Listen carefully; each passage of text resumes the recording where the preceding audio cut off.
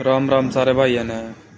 आज अपन एक टॉपिक में बात करेंगे, क्या संतान का ना होना अभिश्राप है? आखिर वेद क्या कहते हैं हमारे?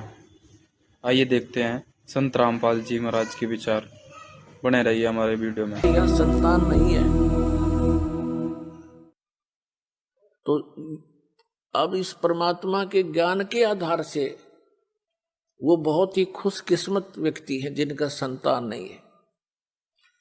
पुण्यात्मा, आज तक जो भगत और समाज का जो विरोध रहा है उसका यही कारण रहा है कि समाज की परंपराएं समाज के क्षेत्र की हैं और भक्तों की भक्ति का जो मार्ग है, भक्ति की जो परंपराएं हैं, वो समाज के बिल्कुल विपरीत होती हैं। जिस कारण से विरोध बन जाता है। जो एक आध बार सत्संग सुनता है तो ये कहता है कि वो तो संतान कोई भी अच्छे नहीं बताता। नहीं, ऐसी कोई बात नहीं। जो ज्ञान है दास वो बता रहा है, और ये ज्ञान है। अभी तक आपने केवल अज्ञान सुना है। अब जैसे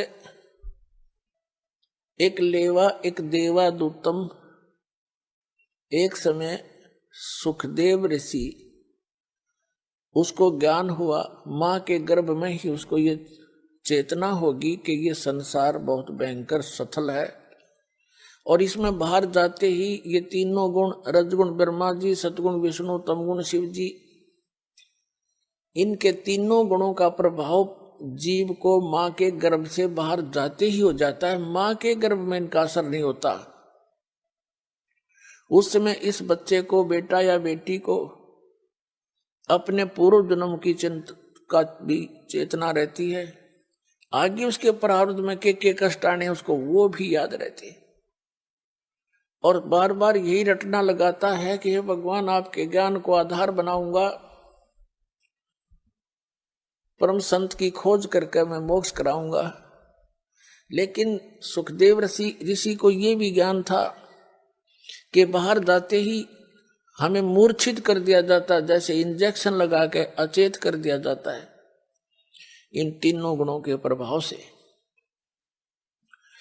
अब जैसे मिर्च का स्वभाव है, जैसे कई अज्ञानी कहते हैं कि ब्रह्मा विष्णु महेश गुण नहीं है, वो तो गुणी है। अरे मिर्च गुणी है, वो गुण तो मिर्चे का है। वो जो मुंह जला दे, आंखें में हाथ लाग जाए तो आंख कति कंडम हो जाए। तो कहने का भाव ये है कि ब्रह्मा विष्णु महेश को इस काल भगवान ने अपने पुत्रों को